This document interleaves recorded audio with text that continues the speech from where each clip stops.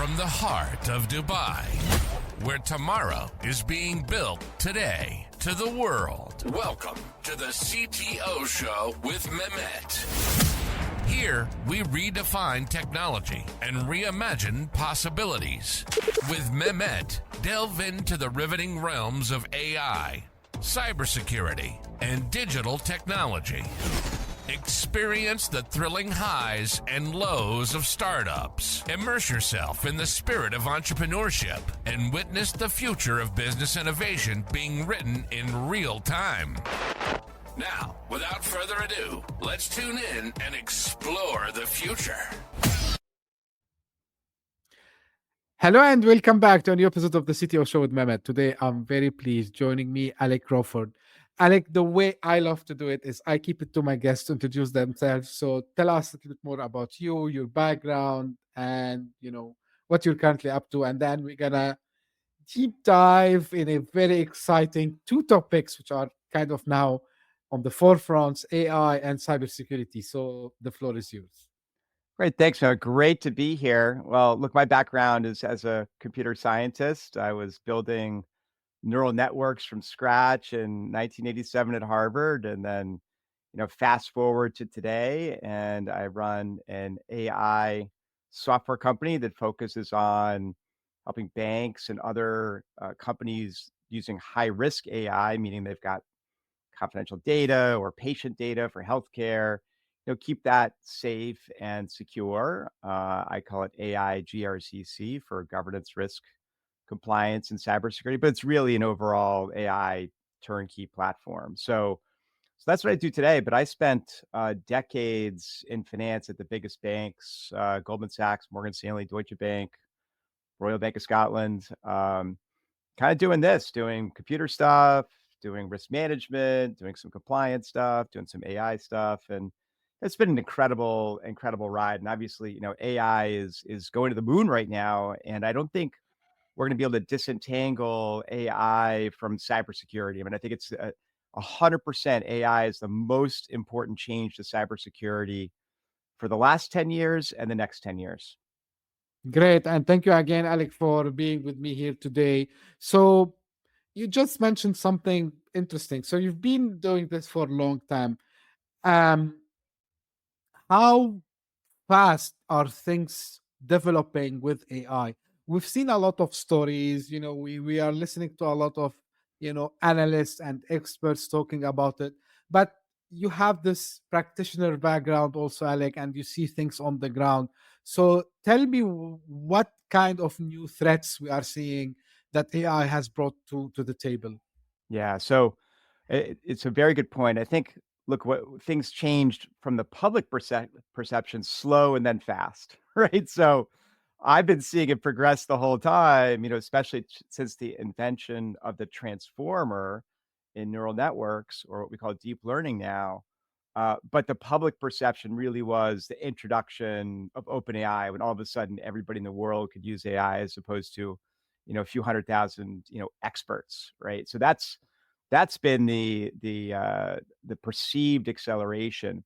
And I would divide the threats from AI into two categories: things that the bad guys can do better or easier, and brand new things, right? So the things that bad guys can do better and easier are things like phishing emails, right? Before, you get stuff that was misspelled, or like obviously like, oh, this is totally bogus, right?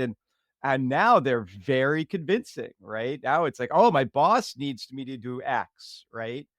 And if it's coming through email and it's urgent, it's probably fake, right? And you got to rely on more secure methods of communication than email. So that's super, super important. In terms of brand new threats, I think it's really more about speed and discovery of weaknesses. So, for example, you take us back 20 years ago, right? And, what was our, patching cycle like? Well, once every month, every quarter, we patch stuff, and we don't really worry about it. Like, now the patch cycle is 30 days. Maybe we can get it down to 25 days. But the bad guys have gone from 0-day exploits taking still like, 20, 30 days to figure out to a day because they're using AI, right? They're like, oh, here's an exploit. Like, how do we take advantage of this today before it can be patched? So this is something that that Cisco loves talking about and has some claims to have some software around helping companies detect and stop these kinds of things. But that's an example of something that is a race that the bad guys are currently winning, right? Because the patch cycle is not going to get to the point where, or anytime soon, where an exploit is discovered, the next day you can patch it, right? It's not available right now. Absolutely. And what about also, Alec, everyone, of course, they have this sense of urgency to adopt AI, especially, Gen AI. And, you know, we hear like about how this is kind of a mandate for them to keep up with all what's happening around us, but at the same time there are some threats that I believe majority of the companies that are not aware of. So what do you see the biggest vulnerabilities here, and why aren't companies addressing them fast enough? Yeah, that's a great point. So you take us back to almost 2 years ago, right, when ChatGPT became a thing. And all of a sudden, CEOs, whether of small or large companies, whether they're banks or making wheel rims in the Midwest or independent energy producers in Europe or whatever, all of a sudden we're getting huge pressure from their stakeholders to adopt Gen AI. And I mean all stakeholders, boards, investors, employees. So something unusual happened, which is CEOs and boards went to the technology teams and said, "Get me some Gen AI. I don't really care what it does. And I'm not giving you a budget right now." Right. So which is super unusual. So obviously that kind of short circuited the whole planning and budgeting process. And over the next year, companies got a lot of stuff which may not have been what they thought they were going to get, or may not have worked, right? Or may have been just massive expense for not a lot of ROI.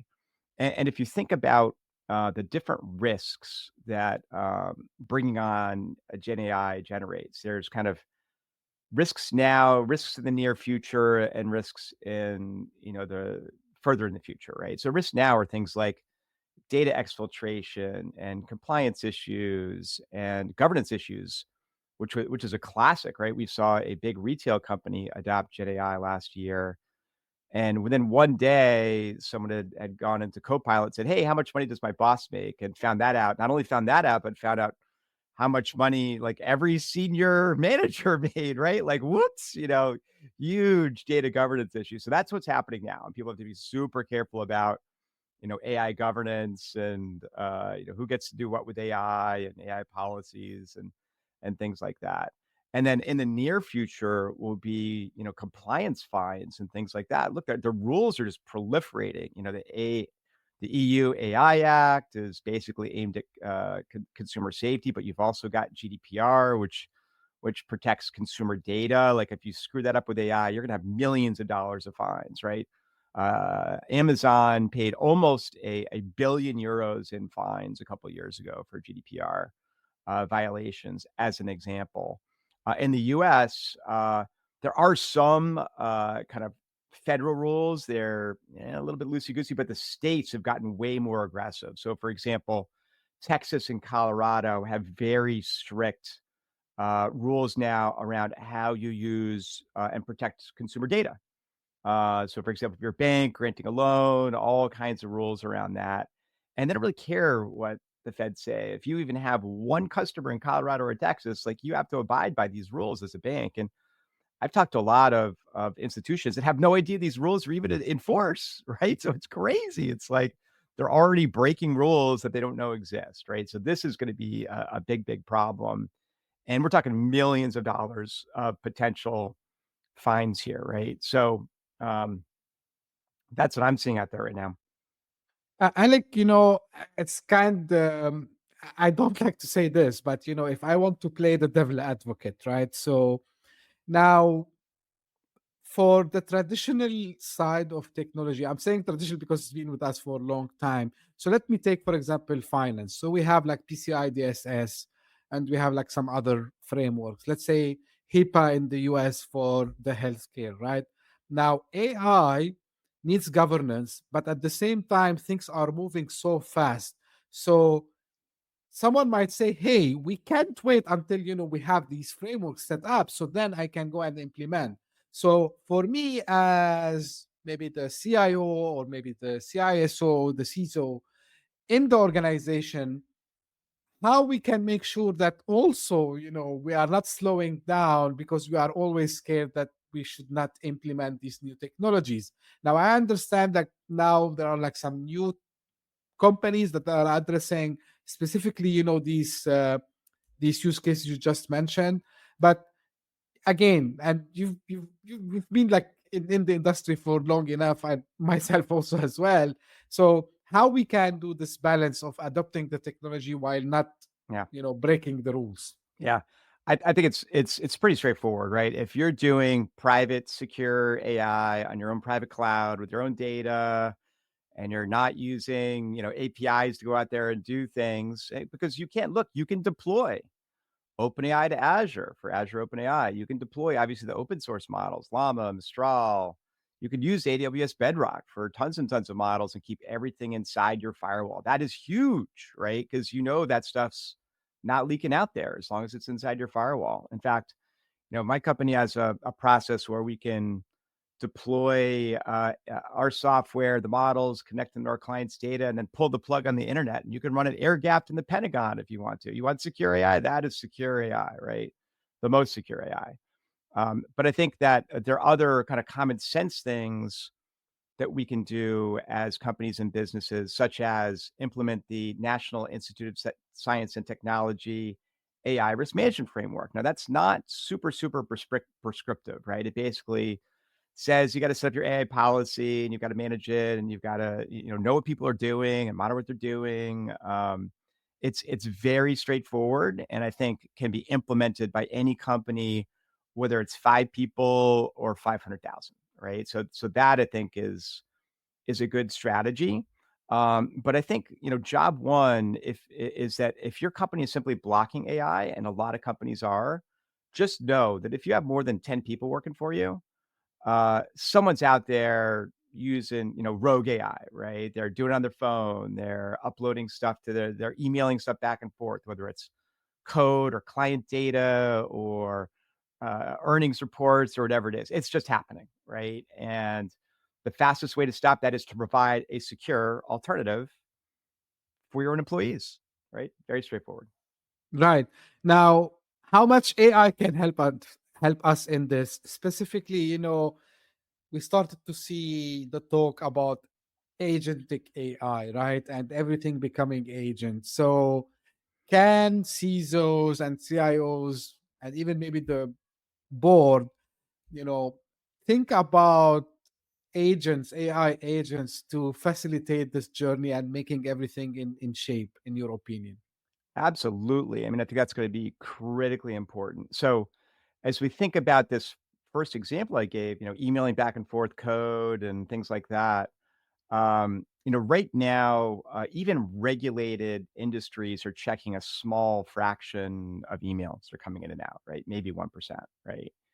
And as an example, one of the things that we've done for a client is set up a process and an agent which can look at each email and say, hey, does this look like it has compliance violations in it, right? So revealing confidential information, things like that, right? And it will score them as, green, yellow, red. And if it's red, it's going to a human to review. Like, ooh, this looks really bad. This is a problem.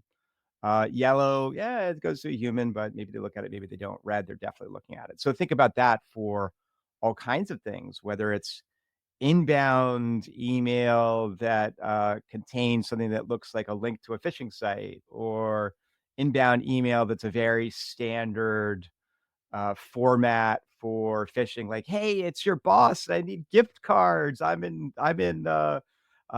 Switzerland or whatever, right? Like all this stuff that should be obvious to many, many people. But look, people get a new job, they get an email from their boss, who's really not their boss, and it seems urgent, and they just act, right? Because look, if those emails didn't work, they would have stopped sending them out, right? So the short version is yes, I think that agentic AI can help a lot with this. Um, that being said, it hasn't quite caught up yet. And if you're a regulated institution like a bank, look, you've got to, first things first, right? You've got to have AI governance, risk, compliance, and cybersecurity in place and make the regulators and your board happy before you can really do anything, right? And that's something that my company helps a lot with. But is hard. It's not just like, hey, let's get an OpenAI enterprise subscription. That doesn't work. It doesn't. It's not going to satisfy the regulators. Absolutely. Now, one thing also about the AI and the power of AI. So we've seen a lot, and you just mentioned that these at least the phishing attacks, for example, still works because the email still works, right? But we are seeing like now it's going to the next level because actually these attacks are, I mean, the threat actors are utilizing the AI also themselves. So how we can keep up in this battle? And every single cybersecurity expert, and I work in cybersecurity also myself, so it's like we say it's like a cat and mouse game all the time. So we're trying to upskill ourselves. They do the same. Now with AI, what do you expect the next level to be? Like we've seen like also deep fakes on the rise. But the outcome is always, of course, to do the exfiltration, encrypt, which is ransomware. So, but where do you see these, cat and mouse plays going? Yeah. With also the threat actors themselves leveraging AI, and I'm sure maybe they have their own trained models by now, utilizing them Yeah. left, right, and center. Absolutely. Yeah, I think deep fakes are definitely a thing. I'm a little less concerned about that. That takes a lot of work to do. And that's really about education of your team. Like, hey, if something sounds really weird, even though it looks like your boss asking you to wire money somewhere, like call them up, use Teams, use a secure channel, ask if that's really him, right? Like uh don't be fooled by something that sounds really urgent but sounds really odd, right? Like, please wire money immediately, please wire $5 million somewhere immediately. So that's but I think that's still relatively rare, whereas every company is getting inundated with phishing emails and various penetration types of attacks, right? And that's going to get worse and worse, right, as you point out. And I think that the piece that's going to be important. So two basic tenets. One is, if you're not keeping up with technological advances, obviously you're becoming more and more vulnerable to attackers. Number one, but number two, as companies adopt Gen AI for the first time and broadly at their companies, they're opening up new attack surfaces. So why do we encrypt customer data, right? So if someone gets in there and grabs the database, they can't really do anything with it. All right, well, guess what? We're enabling our teams, like the call center, to get access to customer data through AI. Now, normally, that's a little bit of an issue, right? Like, oh, okay, they can pull down a customer record, they put a customer name in, get information. Not that big a deal. If they get hacked, they'll get a few customers, whatever. Okay, that's all well and good. But if a hacker comes in or a threat actor comes in and jailbreaks the AI and then exfiltrates all your customer data, that's not encrypted, right? And they have it, and now it's a ransomware attack, right? So that's what I mean by a new attack vector. And as you know, it's not a matter of if, but when these different AIs get hacked, and you need day zero detection, right? Like, none of these companies do that right now, right? They don't. So if someone comes in and jailbreaks your AI, you may figure it out 17 days later that someone's exfiltrated all your client data. That's one of the things that we focus on is, hey, was there any kind of hacking attempt or weird behavior with AI in terms of whether it's data exfiltration or a Dan style attack or whatever? And also the ability for the cybersecurity team to dial what I'll call paranoia up or down based on, what the AI has or the agent has access to. Is it very secret data? Then make it very paranoid. Anything that even smells like an attack gets flagged to the cybersecurity team, right? Something that has access to things that are already public, whatever, like you want to detect an attack, but you're not as concerned if data leaks out. Great. Now, in terms of the current solutions that any organization, like companies, they have, do you think the vendors are doing good job in uplifting, the current things? Especially, I know, and I've talked last year and the year before to a lot of, leaders in cybersecurity, like CISOs and CIOs and risk managers and compliance managers. And the thing that they were telling me that we have a fatigue because all Yeah. the all the alerts. We have the fatigue because everyone comes and position the same thing to us. So now with AI coming, so we have an AI powered system for you. So are we doing now the thing the right way, uplifting the infrastructure that we have, the network that we have, or do you still think there's work to do? Because some of my guests, it's not my own opinion, part of what they say uh, is partially us, I mean, all of us as organizations and individuals, which we did not update our infrastructure and even sometimes the basics of networking and the basics of some of the protocols to a level that actually became more secure. And, this is now with AI, it's becoming more easy for the bad actors to get in, even if you have a firewall and, like all the other things that you might have today in a modern, let's call it secure, whether private cloud or public cloud. So, are we doing enough to upscale the game also ourselves, in a sense, getting rid of some of the legacy that we have, Ali? Yeah. Look, I think it's going to get worse before it gets better. And I think, one of the issues is just the budgets. Management looks at information security as a cost center, right? And that's going to have to change, pretty soon. If you can wrap up AI with cybersecurity in terms of an overall budget and use that AI as part of your cybersecurity solution, I think that's kind of the win-win for the technology team. And I'll give you a good example of that. All right, so who goes through all their server logs, right? Thousands of pages or tens of thousands of pages. One of our clients built out an AI agent on our platform that goes to their server logs and says, "Hey, this is unusual, or this is different, or you should take a look at this."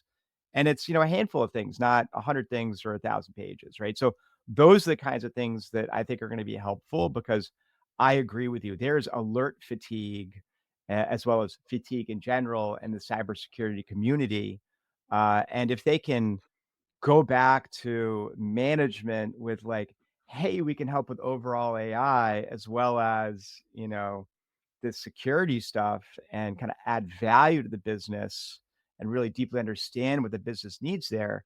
That I think is the win-win for AI slash the CTO and cybersecurity.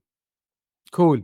Tell me now more about your patent pending AirGPT. What is it exactly, Alec? Yeah. So it's interesting because look, a lot of companies are out there doing one piece of the puzzle, right? They're like, oh, we do AI cybersecurity, we detect dance style attacks on AI. Okay, well, that's nice.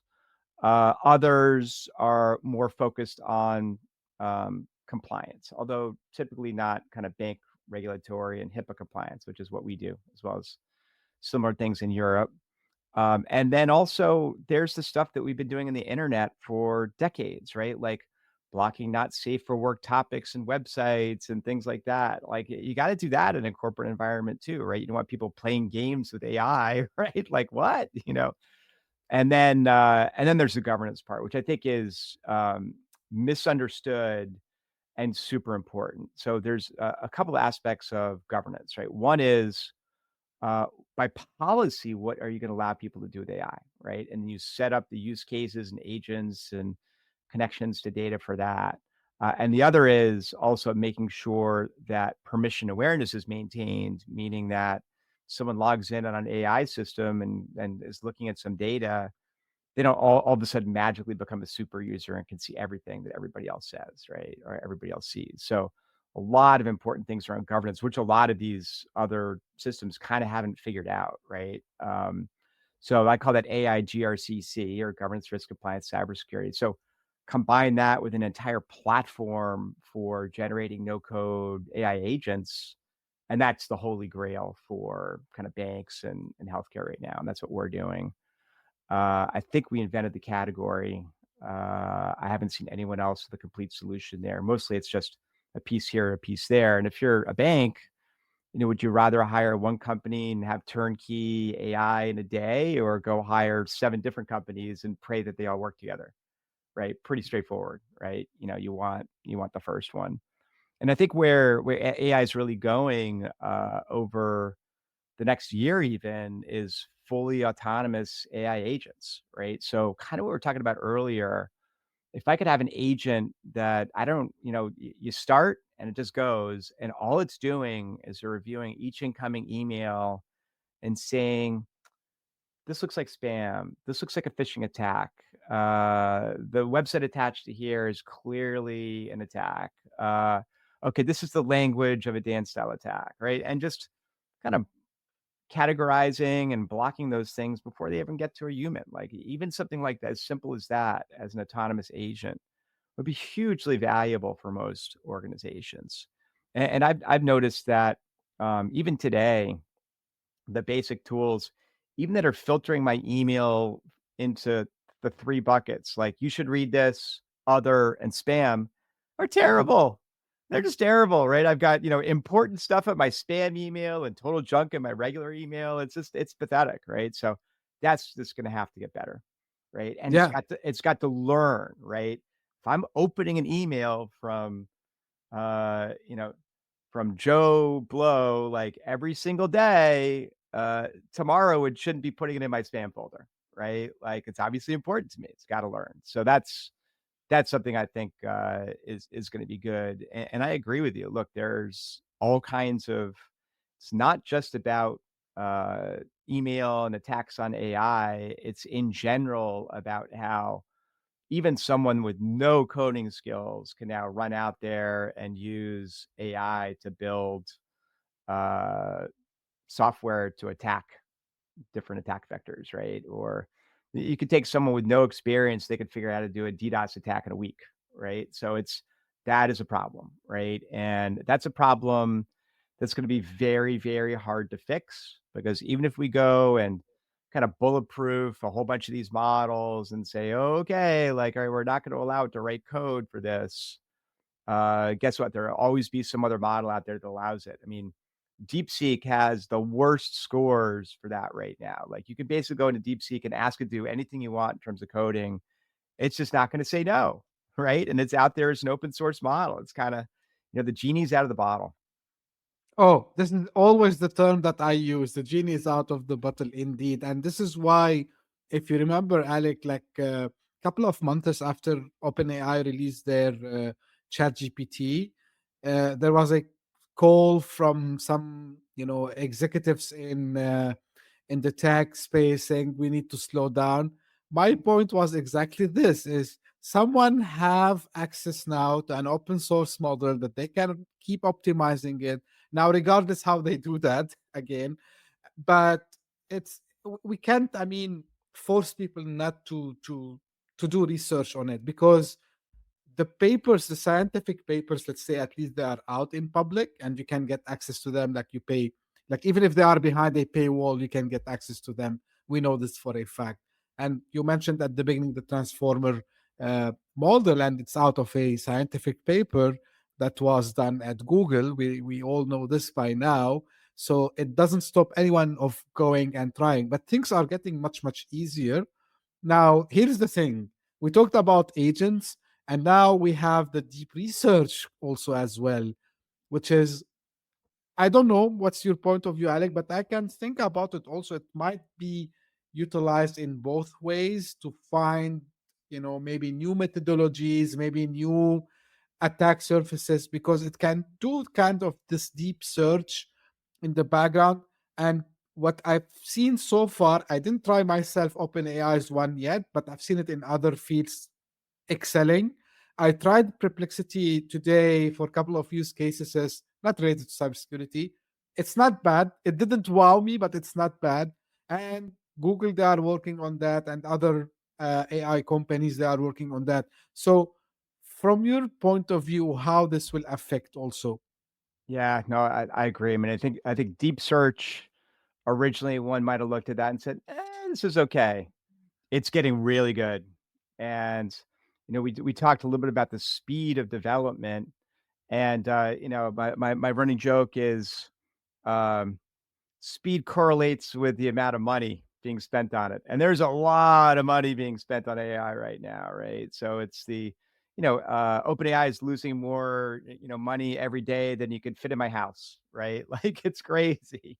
So it's going to continue to accelerate until the money slows down. And I don't see the money slowing down anytime soon, right? So remember when DeepSeek came out, and people really started to panic about it, right? And the stocks dropped in the stock market and things like Yeah. that. And then they've kind of come back since then because all these big guys came out and said, we're not going to spend less money because of DeepSeek, right? Like that's kind of where we are, right? So if a couple years from now the tune changes and they're spending less money, then things will slow down. Until then, we're going to be accelerating super fast. That being said, look, I think there are limits on large language models.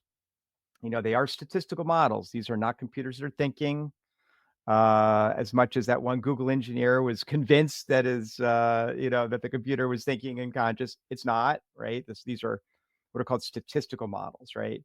In the future, yes, we may get to models of the human brain that use deep learning and use quantum computing to literally create something that someday could be artificial general intelligence or AGI.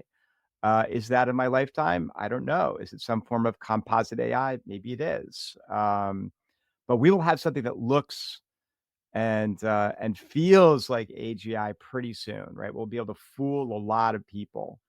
It won't necessarily be AGI, but will fool a lot of people. But eventually, I think the human race is very resourceful and they will create it. And now that it's been framed also as a kind of national race, meaning, the free world better get it before the not free worlds, and governments are throwing money at it. Like, I think that just makes AGI over time more likely, whether that's a few years away or a few decades away or a few centuries away. Like, I don't know, but it's going to happen at some point. Yeah, like some people, they think it's happening very near in this year. Let's see. Yeah, but to your point, yeah, like it's not. People mix things also, Alec, and I think you agree with me. So, like AGI, it's not what people think it is. To your point, it's not like the AI that thinks out of itself and start to take actions without us, giving instructions. Yeah, maybe in the future it will have some kind of a sensors connected to IoT thing, and it start to act based on some reaction that sees from the environment. Yeah, this is another topic. Maybe we can even do it with APIs today.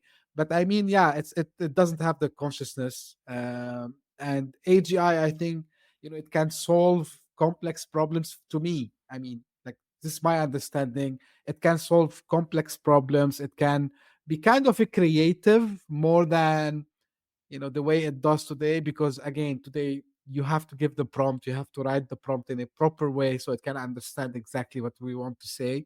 But yeah, I agree with you on this now. And thank you for, like, because I was asking about what do you imagine this AI to be in the future, and you just gave me the answer for that. Yeah. Yeah, but one thing which I think we didn't discuss very quickly, Alec, which is like also the ability for people now to write codes by themselves. Mhm. And we've seen the Replit and the Lovable and Cursor and all these tools that now allows anyone to write code. And the first thing that came to my mind, like back in the days, even if I want to be a newbie hacker, So I needed to go to some, kits and download them and understand. So now maybe AI can help me in this, because I can now say, hey, I want a landing page that is exactly the same one as FedEx, for example, right? Yeah. And I want you to design for me a form that I put, my credentials maybe even in it. So do you think, like, also hackers' lives are coming easier today? Yeah. Look, all developers' lives are easier, right? Like, so I'm a developer, but I didn't know Python, right? I know C# and C++ and, 8 other languages. And I'm like, oh, but I want to prototype my software in Python. So I learned Python. And if I had a question, I just asked ChatGPT, what's the question? I use GitHub Copilot. I mean, I think that probably doubled the pace of development just for me by myself, like as I was starting this company a few years ago. So obviously for hackers, it's going to help, right? For the bad guys. And I think in some ways, it may even help more because you've got people who don't know how to code at all of a sudden can do, bad things, right? As well as just make things look so much more realistic. Copy this website, copy this form, things like that. So, and it just becomes more and more difficult for victims to detect, like, hey, this looks a little fake or looks a little off, or this doesn't make sense. Yeah, unfortunately, it's just going to get worse from here. And I think, the solution may be partly Web 3.0, and, verification of when you get an email, it's secure, you know, it came from, all those kinds of things. Either we're going to do that or not, right? I mean, email is a terrible form of communication right now, right? It's honestly for most people, me included, I get 100 emails and 5 are things I need to read. Like the rest is just spam or garbage or junk or whatever, right? So that's got to change. I'll take you back to 1984 when I got my first email account at Harvard.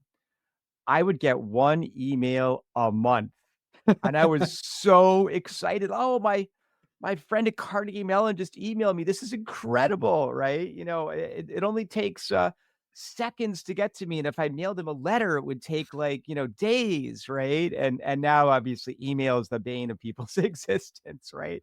I got to go delete 100 things to see the 5 that I need to see. So I'm sure there will be solutions for that in the Hopefully. future. Yeah, and the other thing I'd observe is that good news, bad news, but if you're a small business relying on email outreach, for your business, this doesn't work that well anymore, right? Like maybe a couple people might open your email, right? Like that's it, right? People are sick of email at this point, and as it becomes less and less valuable or works less and less, hopefully people just stop using it and move over to more secure channels. This is exactly my point of view and my opinion. Of course, the people who still believe in it, yeah, you have personalize and do this. I said, yeah, but like you're teaching this literally to thousands of people, if not tens of thousands or hundreds of thousands. Every single one gonna go and try to customize it the way you teach people to do it. And again, like I can still see these emails. Don't get me wrong. Maybe sometimes, I want to open just because I'm bored, not because. Yeah. And yeah, I just laugh when I see. I received one today, so it's dear, and you can see the brackets, customer name or prospect name. Oh, good luck! You still don't know how to do the mail merging the proper way. And to your point also, Alec, and this is, part of the legacy we were talking about. It's not only the email system, and we are, I think humans are chatty by nature. The other thing is we are still relying on the same protocols Yeah. that probably, in 1984, still you were using the same SMTP protocol to send the Yeah. email, and the Yep. right. So we're still relying on these protocols also as well, which is, I think they need some revamp. Anyway, maybe it's a discussion for another day.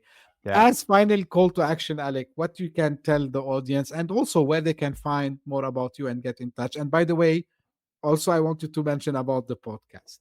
Awesome. Your podcast. Yeah. So look, if you want to learn more about AI, private secure AI and compliance around AI and AI rules, you can go to our LinkedIn site. So it's Artificial Intelligence Risk Inc. Or you can follow me on LinkedIn, Alec Crawford, Alec with a C. You can go to our website, AIC for corporate risk.com. And then obviously I've got a Substack under my name called AI Risk Reward. That's called Stay Blog. So that's Sustainability, Technology, AI, and You. And then the podcast is called AI Risk Reward, and that's everywhere you can find podcasts. And on YouTube, we just became a top 1% podcast this year. We've got great guests, so hope you give it a listen every week on Tuesday, whether you need it or not.